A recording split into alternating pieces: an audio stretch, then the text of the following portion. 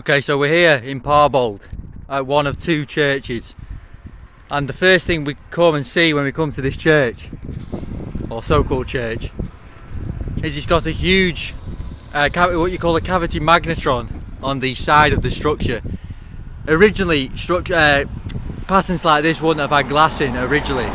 They would be playing a sound through an organ inside the church, and it would be playing frequency, and the ions in the cavity magnetron would be vibrating at different frequencies to produce the energy, and it would have manipulated the water that would have surrounded the structure, and it works similar to a micro. On a microwave, you have a cavity resonator of vibrating ions, and it would have worked similar fashion to that. You have a smaller cavity magnetron in the side of the other part of the structure. We'll have a quick look around, see if we can find anything else, but there is a really big church, well, much bigger than this one, that we're going to see after. But this is a good example of a cavity magnetron. How well you can see it from here, but this pattern here is exactly the same as the pattern in the microwave. It's a cavity resonator, vibrating ions. It's all part of the electromagnetic world. On the top of many of these structures, I don't know, I can't quite see with this one, but you would have had a noble metal conductor orb. They have been left on a lot of the structures, as well as the antenna on the top, extracting the ether from the ionosphere above our heads, extracting it down into the top portion of the church, and the energy would have been distributed and manipulated through the frequency in the cavity resonators. Again here, a colonnade here, and at the top here, I shall just show you, this is the symbol of the toroidal coil, which is the toroidal field of the electromagnetic grid. They leave it in plain sight. So we discovered that inside here, these iron bars, when I went to Whalley Abbey, and there would be the same thing going on here. Everything is iron underneath this church. It's electric. It produces electromagnetic waves, or it did when it was functioning. Above it is the cavity magnetron, right above the iron bar, and directly above it is another one, and the ether would have been extracted down into the rest of the structure. Churches really were for religious purposes.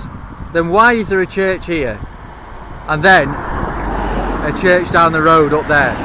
Is that not enough? One church to have in one particular area? It didn't work like that. This was all part of the electromagnetic grid, so it was all in terms of energy waves and energy lines in the certain areas. So this church would have been somehow connected to this church. They would have been connected to the water system around here. It's all to do with energy. Just like a remote control goes to the television, you can't see the waves.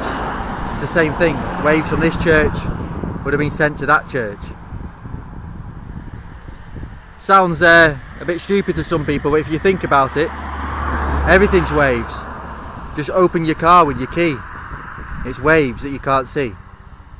What an incredible structure this second church is. Look at the size of that cavity magnetron on the side of that church. That is absolutely incredible. Imagine all it's got smaller little magnetrons in the side. These were repurposed to stained glass windows, but they were never actually had glass in originally. These were all cavity magnetrons, vibrating ions. And do we build structures like this today? No, we don't. We couldn't even dream of it.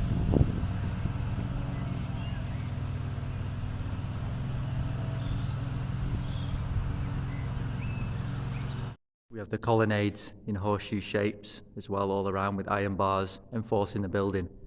And then at the front we have this huge cavity magnetron where the organ would have been originally.